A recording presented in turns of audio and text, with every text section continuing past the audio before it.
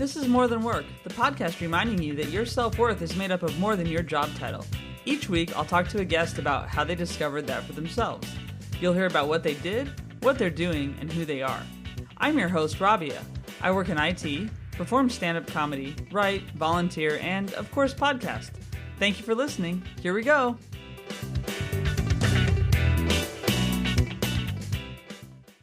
All right, everyone. Welcome back to More Than Work. Today, I'm excited because I have someone who's really involved in the comedy industry on with me. It's Lynn Harris, the founder and CEO of Gold Comedy. So welcome to More Than Work, Lynn.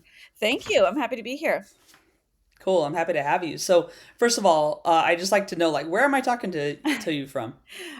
Don't tell, but my kids' room.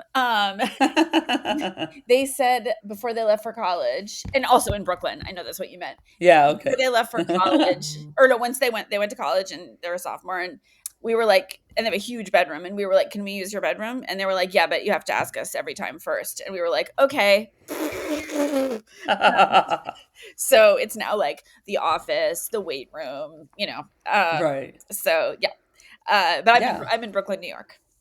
Oh, nice. Yeah. Well, and you have to repurpose the rooms. I mean, sure. Places are only so big, especially in New York. I know. There's just this big operation, like whenever they come home from school, we're like, move it out. I got to get dresses out of the closet, and the bed has to go in my other kid's room, and yeah. Yeah, I was just watching on Graham Norton. There was like this clip of Joan Rivers talking about age, and she said she hates when people, well, at the time she hated when people would say oh wow, you're 77, congratulations. And she's like, what they really mean is, oh, there's gonna be like property available in New York pretty soon. Right. So, exactly yeah, scan the obits. Yep. Yeah.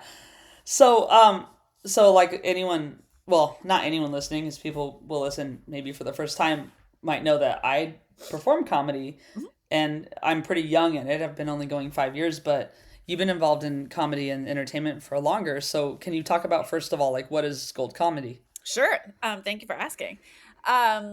Gold is a comedy school, or I should say the comedy school, and professional network and content studio, where women and non-binary folks, and as we like to say, others, come mm-hmm. to build and amp up their comedy careers or their creative side hustles, to join a powerful professional network, powerful community, mm-hmm. and to make funny stuff that gets seen on all kinds of stages and screens. So it's a combo where our members, come. They come as, they might be new at comedy, they might be very not new at comedy, but what they're looking for is a place that takes them seriously and takes their success seriously.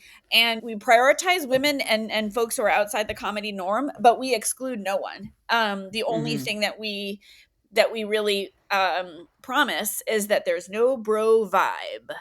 Right. Because that's what people are mostly escaping or avoiding, and that's what tends to be the biggest hindrance. Even though comedy is hard for everybody, it's still, no matter how white and straight a dude you are, of course it's hard, but it's still too hard for a lot of us, and harder than it should be for a lot of us. So we're hoping to change that. That's cool, because I mean, it is a very male-dominated space, and I think one thing I didn't realize maybe before doing comedy, and even when I think about being really young, as a younger woman, when I was in my early 20s, sometimes I was like, God, why are women complaining? I would sometimes think that, what's going on? Because when you're really early in something, it's not necessarily noticeable, mm-hmm. your first year of work or whatever, and then all of a sudden it's oh no, we are getting treated differently.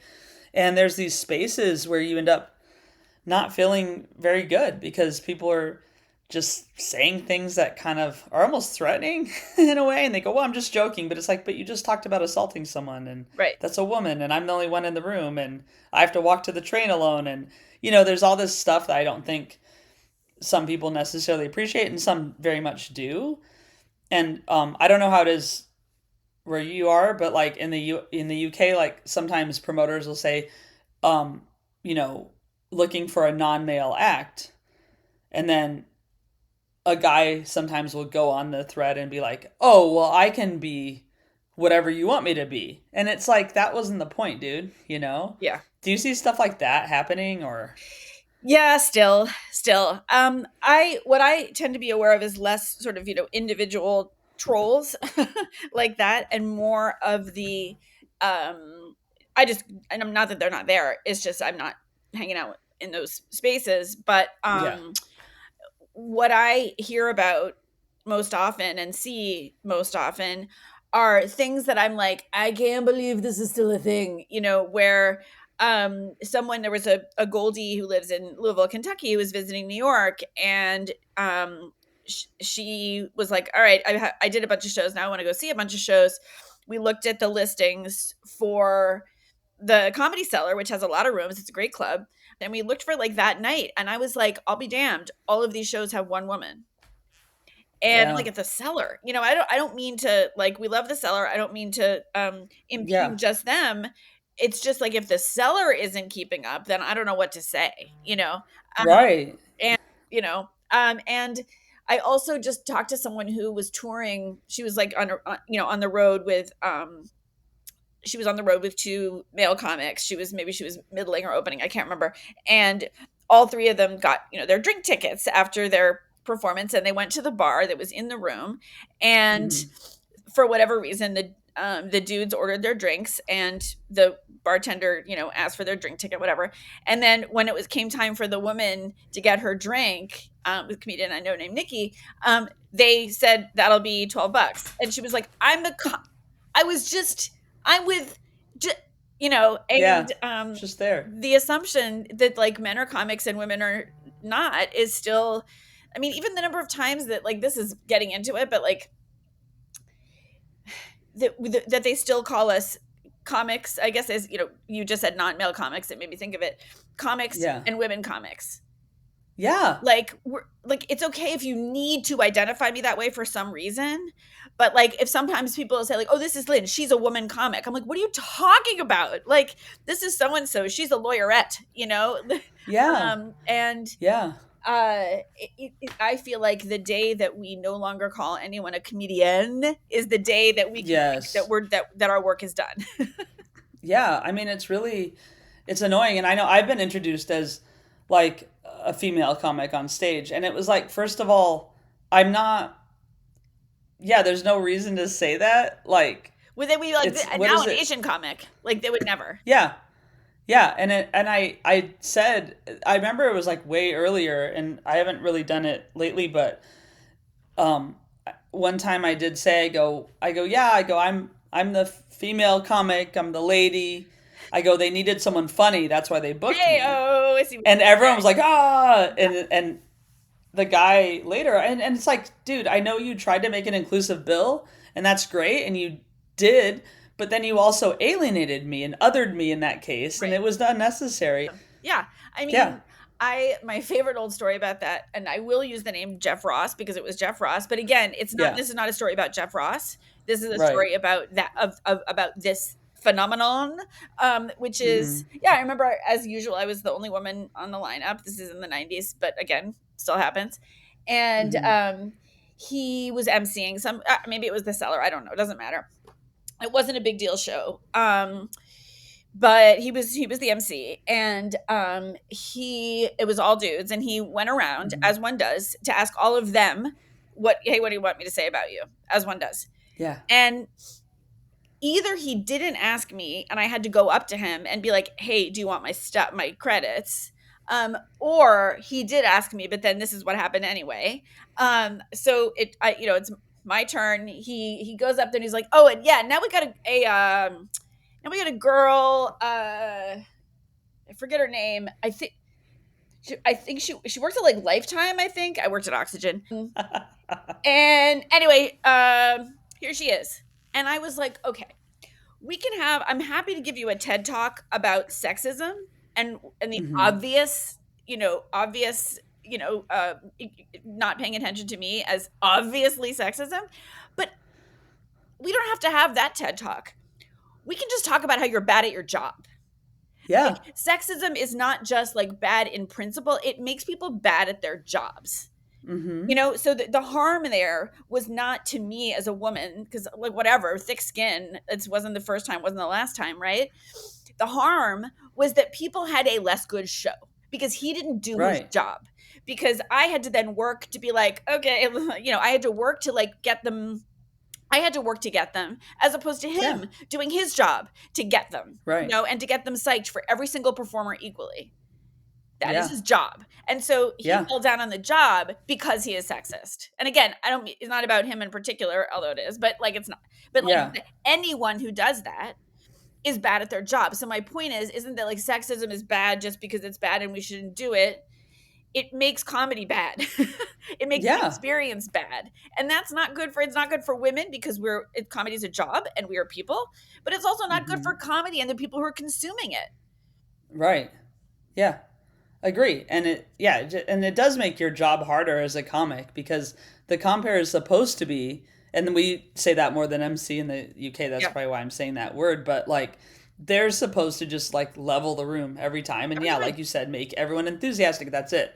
No other job. No other And job. so the minute they make that about themselves, they start doing all their material for 10 minutes, whatever they're doing, they're not doing that job. And yeah, you're right. Like, don't, you're not introducing other people like, oh, I don't know his name. Uh, Never. yeah, he delivers pizza. I don't know. I don't know what he does. It's like, what are you doing? Yeah. Yeah, And I like get someone it. good at their Yeah. job in that moment, like people mess up, people forget. Maybe he Yeah. forgot. He forgot, right? But like obviously he forgot mine, he didn't forget anybody else's. Like, I don't know if that were me and I legit just blanked. And I used to host, I'm not a great host, but I'm a good host. Yeah. I know how to do it. And like if I had that moment, I would have been like, you know what? Let's bring him up here for a second. Remind me, what's your name? Amazing. Yeah. Remind me, where do you work? Amazing. All right, who's excited? You know what I mean? Like, and then like, all right, do over. Ready? You go back. I'll bring you up again. Like, just make it fun. Like you can Yeah. fix it. You can fix it. It's not rocket science.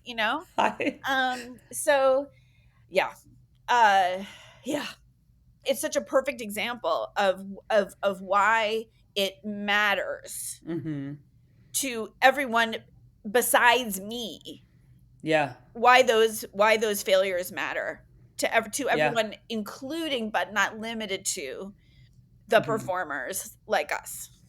I'm thinking about too, we're seeing a lot of now exclusionary wording or exclusionary like language or policy around women and what defines women, and especially trans exclusionary. And I noticed when we were talking just 10 minutes ago, basically everybody's included, and it includes women and non-binary, and you said others. So do you have thoughts on just the exclusion of certain people? Just, I don't know, for me it's just kind of like the minute you try to make something more inclusive and then you start being excluding certain people Yeah. that are not the group you want to define, I don't know, it causes a problem too. That's why we talk about the vibe, Mm-hmm. because for a whole bunch of practical reasons and legal reasons, Mm-hmm. I can't exclude anybody. Like, even if I can exclude people based on a code of conduct, I actually Right. can't exclude anybody. Also, so from the practical standpoint, I don't know your life. Like, if you show up, I don't actually know unless you tell. All I know is your pronouns, and that's only if I ask and you tell me. Like, I don't know Mm-hmm. anything about anything. I don't, and so that we also don't say like women identifying, because like to me, Mm-hmm. if you're a trans woman, you're a woman. Like, what? I don't, let's like, I'm not. I don't. Why, Yeah. why would I differentiate? Or whatever. I don't. So like, I don't get into. I don't Mm-hmm. care what pronouns. I don't get into what gender assigned at birth. Who you. I don't care. Right. Um, I just want to welcome you as long as you bring no bro vibe. And frankly, it's actually never been a problem. We've been around forever, and it's not forever, but a while. And like, it's just not an ongoing problem. We're not kicking people out. Like, it's people Yeah. get it because they find us because they want a place that is like us. We're not the only Right. place that is nice. So thank God, we live in a world with a lot more friendly, welcoming, inclusive, supportive open mics than there were in the 90s in New York Mm-hmm. City. There were a few, but not many. So like, we're not the only place, but that's what we strive for. So people are self-selecting, and people are often Yeah. very nice. Like, we do have a few cis white dudes who are like, who've like approached me very delicately and have said like, you guys sound great, is it okay if I join, like, is it okay, I really don't want to, Yeah. and I'm like, bro, you just passed, like, not that there's no test, but if Yeah. there were, you just passed it. And finally, while I'm on the subject, the handful of dudes that we have, it's not a bad experience for Mm-hmm. people in general Mm-hmm. to understand what it's like to not be the main character, right? To Yeah. be the outsider in a room. And white dudes don't always get that opportunity. Mm-hmm.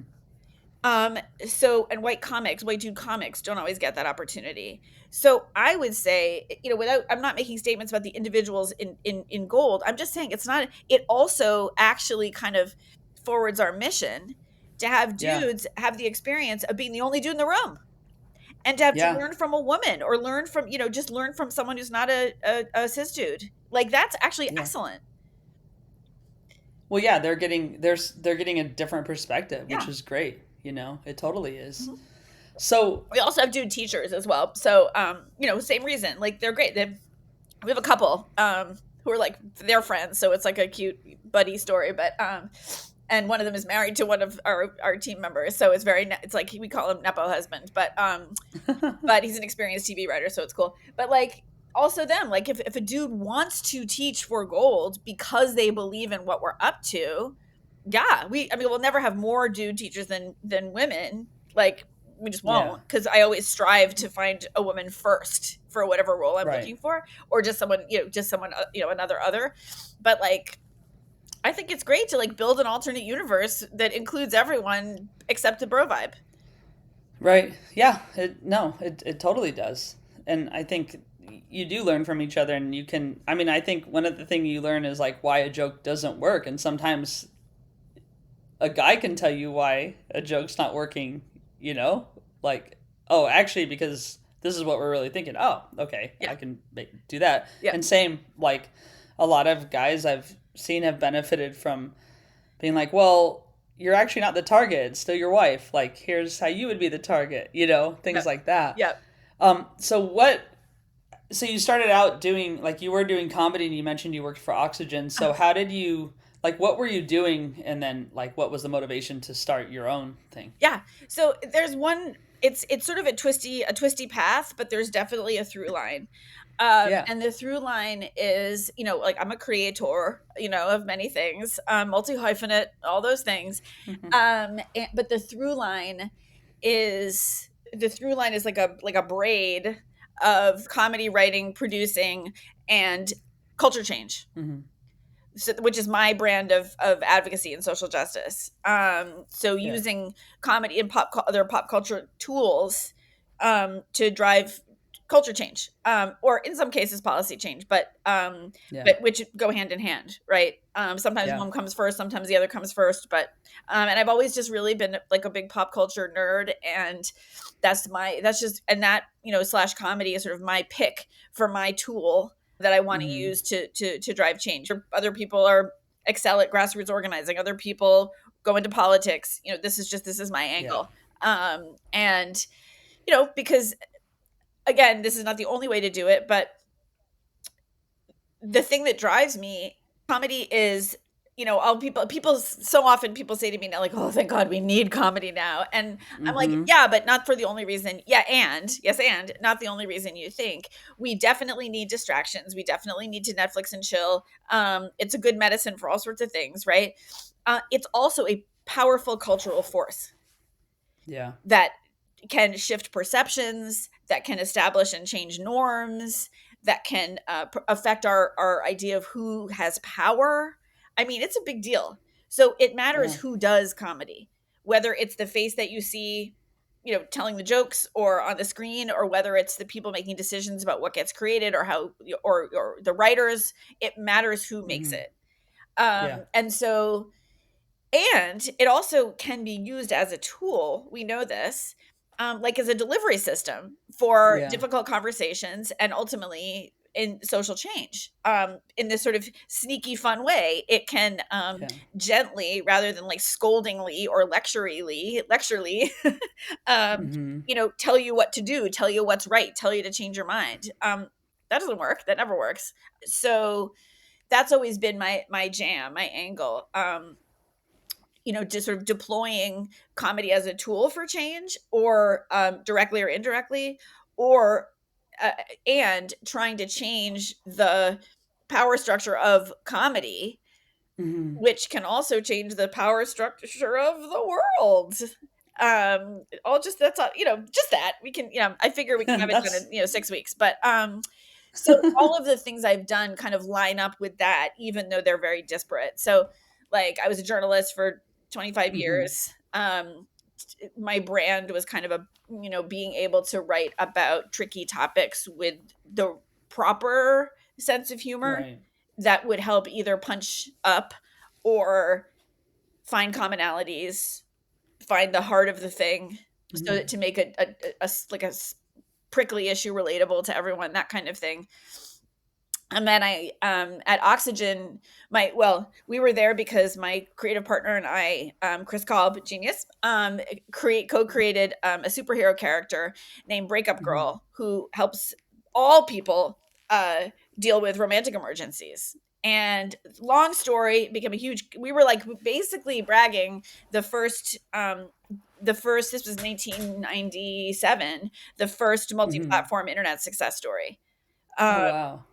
when we yeah it was huge, and a little bit of a disaster in the dot-com bust, but we have Yeah. reemerged. It's a long story, but we didn't develop her with this in mind. But as we grew the brand and the different platforms that the character and her stories and her advice column and that showed up on, we realized, without sounding self-important, we realized that actually what's the why of it all was that we were changing the way people think and talk about relationships. Hmm. And like, first of all, relationships back then, this is the 90s, were still considered like the stuff that ladies talk about. Like, Yeah.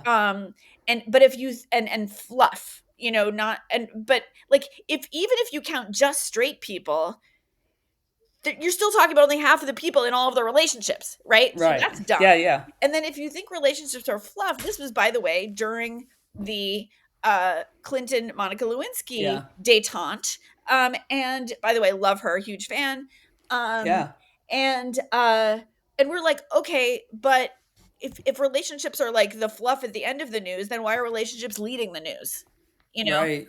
Yeah. So, and we also talked to everyone, because it was like the people who wrote to her advice column were everybody. We didn't create, it Hmm. wasn't, even though we got acquired by Oxygen, we never changed which was then, expressly, they were sort of Hmm. Oxygen 1.0 was like for, it was like another Yeah. version of Lifetime, and a comp was Lifetime. And so, but we said, okay, but we're not changing the brand. Our brand is for Right. everybody. That was the strength of it, that like all people of all ages and genders, even before we knew about all the genders, were writing to Yeah. us. And so it really was, we were like, oh, that's what we're doing. That is what we're doing. Yeah. And so again, it's even a longer story than that. But the point is, we were using pop culture in a very gentle and fun way to kind of Yeah. push on people's assumptions about relationships, and also the fact that relationships are a giant deal that should be Yeah. taken seriously, even as they're fun, usually.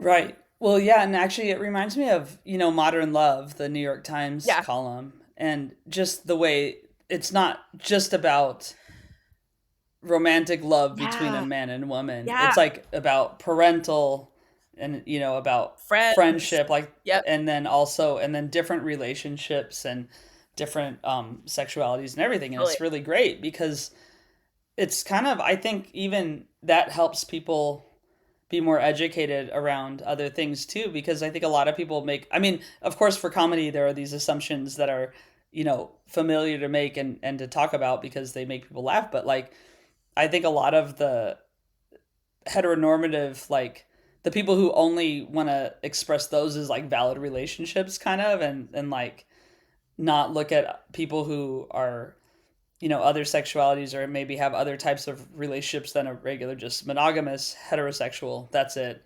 Get married. That's Yep. all. Yep. Um, I think a lot of people don't know about anything else, so they just kind of think of the rest as BS and stuff still, which is like crazy to me. Yeah.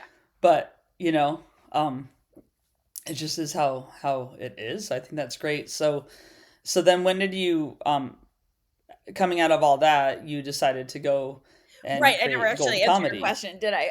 No, no, it's fine. Now that's no, Um, no. Now we'll get to that part. Yeah. well, what happened was I was at Oxygen for a while, and then producing Breakup Girl on platforms. We had an animated interstitial on their sort of their night swim, or sorry, Adult Swim. Mm-hmm. It was Yeah, yeah. like Adult Swim, but on Oxygen. Um, that ended with the .com bust, which is the topic for another podcast Mm-hmm. over drinks, and but we have the rights back now. So Awesome. yes. And then I went back to journalism for a while. I wound up working for a while as I was the VP of communications, see through line here for a really cool human rights organization that also Oh, used amazing. pop culture to inspire to present human rights issues as real and relevant and actionable, Mm, including in the US, where we don't really think about human rights as much as we think about civil rights. Um, right. but we framed, gender-based violence as Mm. a human rights issue, and but we did it, but we did it fun, like with with animations and puppets, and and challenging gender norms and things like that. So that was still, again, so I worked on a lot of comedy driven campaigns, and I created a series called Dudes Against Violence Against Women, because Mm. was the name. And it was a comedy series that was basically all men on purpose to raise money, actually for us, but to promote the idea that women can't solve violence against women by themselves. Thank you. No. This Yeah. needs to be everybody. So that we use comedy to do it, because no one wants to be lectured about that. No dude Yeah. wants to be like accused of being the bad guy, right? Mm-hmm. But this was a way to be like, actually, this is our job, and like Yeah. and just put the responsibility in the hands of dudes, but make it fun. So we did that. So and then after a while, when I was ready to leave that job, that was when I had always had this idea in the back of my head, initially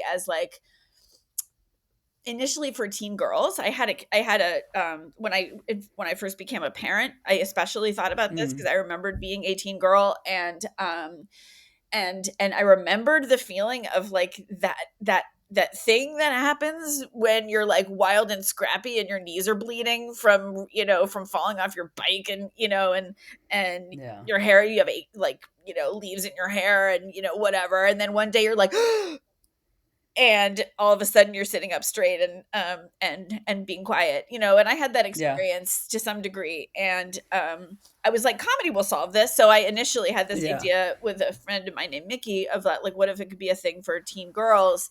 Very quickly it evolved into, no, wait, this is we love the teen girls and they're welcome, but this is bigger. This is like, Mm. let's work on really building careers and transforming the industry, and creating sort of and widening the funnel, to create like Yeah. just a torrent of to find all those women who, like, we don't even know how many women quit, right? We don't Right. know how many, Yeah. we'll never know. Like, this is true of all jobs, right?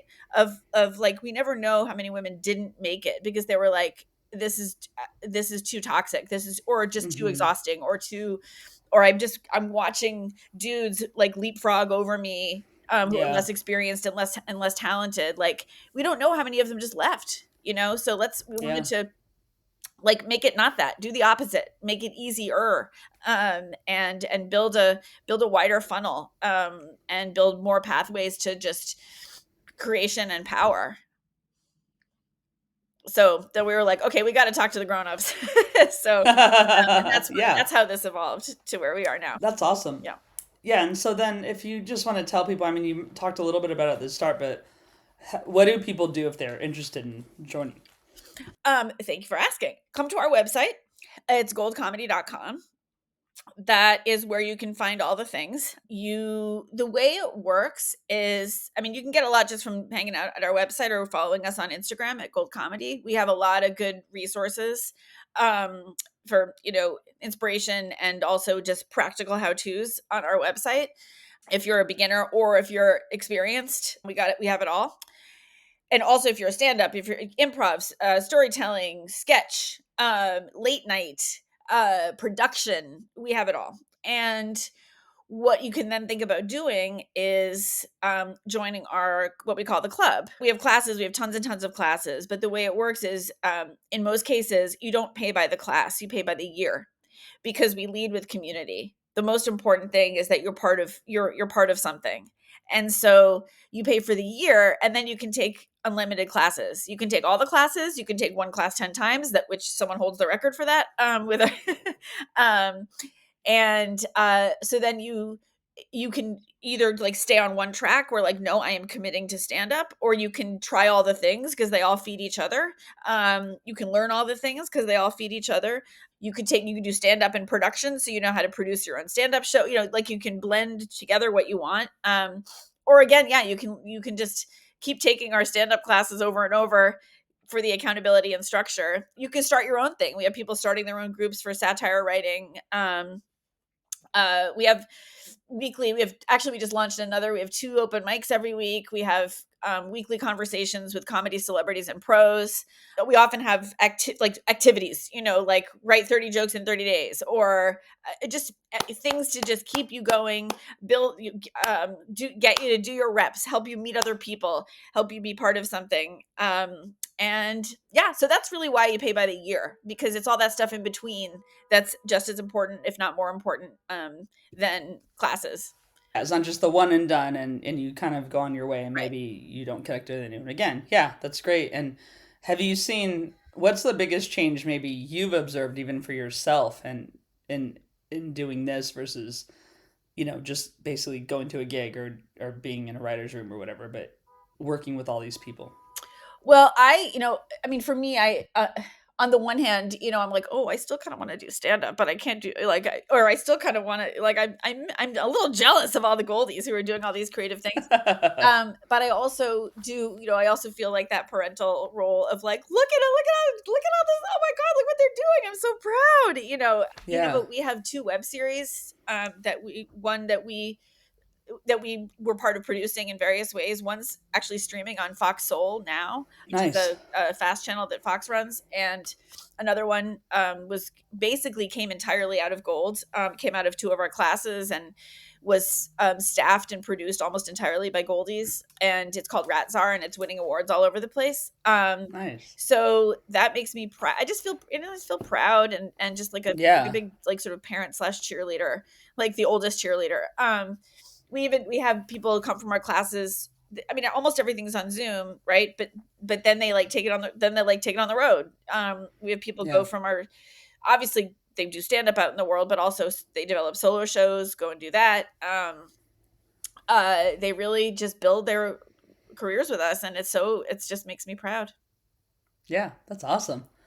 So, one thing I like to ask every guest is like, do you have any advice or mantra that you want to share with people? Maybe just something that you kind of lean on or that helps you when you're, especially like, there might be comics listening, in this case, but. First of all, wear sunscreen, Hmm. which also means go outside. It's a little bit of a touch grass thing, right? Yeah, Because I know yeah, we're all like creatures of the night. Um, yeah. uh, Definitely wear sunscreen. For people thinking of starting out or thinking of starting out, you don't have to change who you are in order to be funny or successful. Hmm. You don't have to be less shy. You don't have to be more confident. Your current vibe is you. Mm-hmm. Hmm. That's what's going to develop. That's what you're going to hone into your persona. That's going to be kind of 1.5 times that, 1.3 times that. Um, don't change. Just work hard. And actually, that goes for anybody. Even, I just don't want that barrier to be in front of people when they start. Right. And then for others, it's just put in the reps. It's just reps. Mm, I cannot stress this enough. Not just for stand up, for everything. I was a mm, journalist for longer than I was actually like legit stand up writing jokes for so long. And now I can Like, I can look at something and tell you how many words it is. I can write things so fast. I can see how to edit things so fast, and it is because I put in the reps for 25 years writing for different magazines, different publications. So, using that as a comp, it makes you get easier, and it gets easier, and you get good. And actually putting in the work and the reps is more important than being like raw naturally funny, because you Yeah. can be naturally hilarious all day long, and if you don't put in the reps, you will not succeed. Hmm. And That's very sound fortunately, it's advice. it's hard work, but fortunately, it's still jokes. Yeah. Yeah, you're right. I mean, there's something about, you can, I mean, there's all the crowd work videos now too. Like there's kind of this pressure to keep for everyone to do this, and Mhm. it's kind of, I mean, it's a talent, but a lot of time people don't realize that there could have been 5 or 10 other conversations till they got to that one that Right, worked. right. Also, and And also that person has been practicing for 10 years. yeah, Yep, and they've been doing it and like you didn't see them before, but yeah, yep. exactly. And I think a lot of, I mean, I still consider myself pretty new. I mean, 5 years is not that long. Mhm. And then there's people who are newer and it's like everyone's just trying to get like this thing, but it's like you still have to practice to Yep, even have that organic conversation at some point, right? totally, to be Like, comfortable enough, yeah. totally, totally. Well, they say it takes 10 years to be an overnight success. Yeah, and I think that is Mhm. about right. And, you know, I mean, look at like it, the whole cast of Somebody Somewhere, right? Like Bridget Everett, Jeff oh, Hiller, so Murray good. Hill. They have all been busting their asses in New York City since since at least the 90s. Like, I remember Mm, Murray and Bridget from like when I first moved here, and then wow. people remember Jeff from back then. They have all been just like in the trenches in New York City, and this finally, you know, happened. So It's such a beautiful feels show, too. I know, and it feels like an overnight success if you didn't know that how long it took them to come up. But like, Mm, man, they all worked hard. I mean, they deserve it. I'm so glad it's an yeah. absolute gem of a show, and they're all individually gems. So Yeah. well deserved, but it's a good example of what I'm talking about. Yeah. Yeah. No, that's, no, and that's such a great show for anyone who hasn't seen Yeah. it.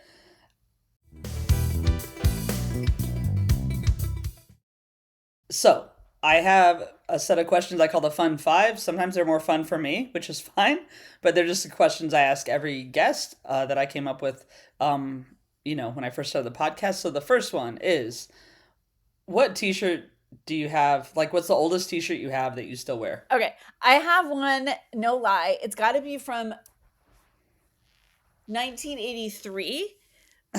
And I Nice. know because I was in high school and I bedazzled it. Amazing. So, do you still like, is it intact, like, Yeah, at pretty much. all? Yeah. Yeah. Yeah. Because some t-shirts, it's amazing how some brands stayed and some brands now fall apart. Like you can't have a Yeah, I shirt for think like a just year in here. general, things, I mean, if I can swear, things were just less shitty, Like, Yeah, I have yeah, I'm a skater, and I still have my roller skates from the 80s that were like those sneaker mhm, skates. yeah, And they're a little uncomfortable because they didn't know how to make them padded yet. But I will tell you, I have still skated on them, for fun. yeah. And because they're not, but they are in much better shape than any other pair of skates I've owned Hmm. since. They're roller skates. They're Yeah, like classic quads, right?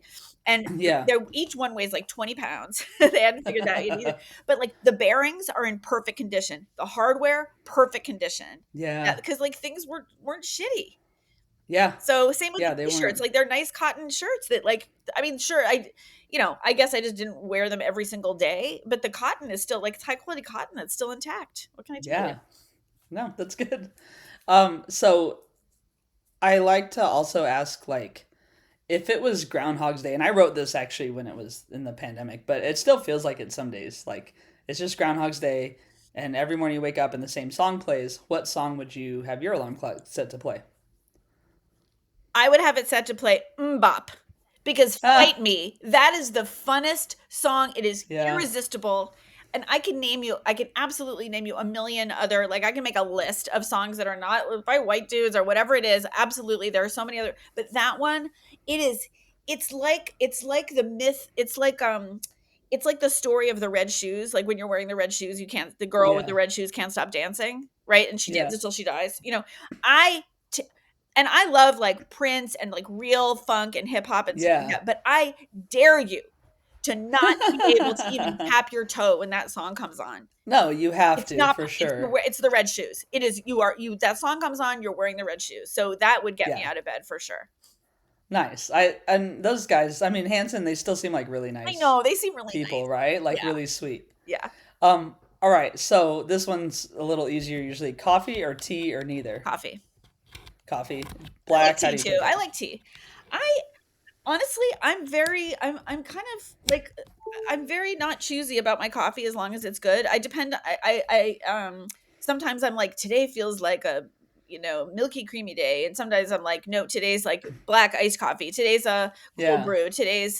Um today's a like douchey hazelnut situation. Like I just, I don't know. I just, it's very like according to my mood. I like tea too, but Yeah. it's like Yeah. I'm a dog person who likes cats. I'm a coffee person who likes tea. 'Cause I love all the Nice. flavors of tea. Tea's fun. Tea is great, and yeah, there's some fun. I got a popcorn one, and What? I didn't think I'd like it. It was really Oh good. It no, was I like get that. by That sounds cool. Yeah. yeah, it was by Tea Pigs. It was Okay. called. Yeah, I don't Noted. know. All right. So is there? I mean, and this is a I don't know. I mean, I hope something makes you laugh, but this question is just like, what always cracks you up? Like, always makes you laugh, or what was the last thing that did that to you? The last thing that did that was my older kid B was home from college, and they were like, okay, you have one night left before you go back. What do you want to do? And they were like, we want to play Taboo. And so it was the four of us. And so B's 19, Sam is 17, and we were playing Taboo, and I could not tell you what was so funny, but I remember just being like, I remember my my husband being like, okay, we have to wait for mommy, because I was doubled over with something one of my kids did. I don't remember. And I'm gonna just take that. I will, to the parents out there, basically you will learn that you have no control over your children's personalities or successes. But I'm gonna take credit for how funny both my kids are. And also my husband together, because my husband's funny. Yeah. So, because they're very different, but they're both hilarious. So I don't know what happened, but I just remember like basically bleeding out from laughing on the couch while Yeah. everyone was like, all right, stop the game. Yeah. So, Well, it gets painful to laugh so hard. I had that. We were playing Imposter. Have you seen that game? It's like on the phone, uh-huh. and basically, I don't know. My niece had it, and you can put however many players, and then everyone will see the same category, but you tap a player, and then you look at it. It'll say the category, and then it'll say imposter, or it'll say the word. And so the imposter doesn't know the word. Everyone else knows the word, Oh, I and think you we go played. Yeah, around, yeah. You can't say and it's certain but words.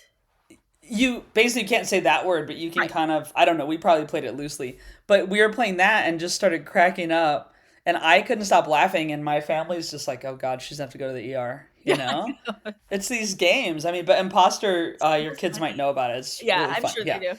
Yeah. All right, that's perfect. Okay, and then the last one.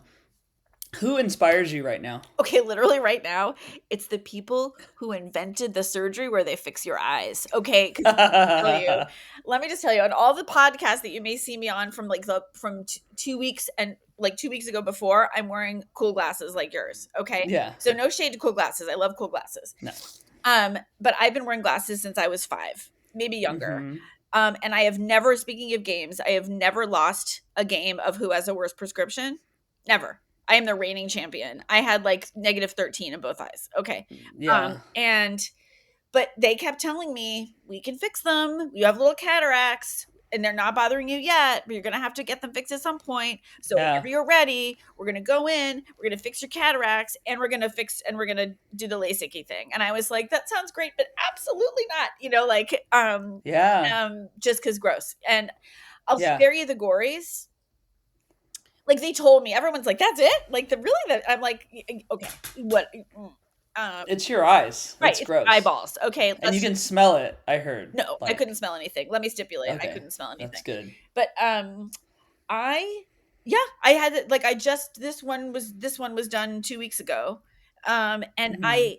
it's fast, it's painless. They do give you like Valium or something, but like Yeah. there's no but like it is fast and painless and heals so quickly, and it Mhm. is sorcery. So I cannot Yeah. believe that someone had the audacity to invent this And then the way that it's so I'm an admirer of whoever invented and perfected this surgery, and also of, whatever it is we believe in that created eyeballs, that that heal with with such speed and force.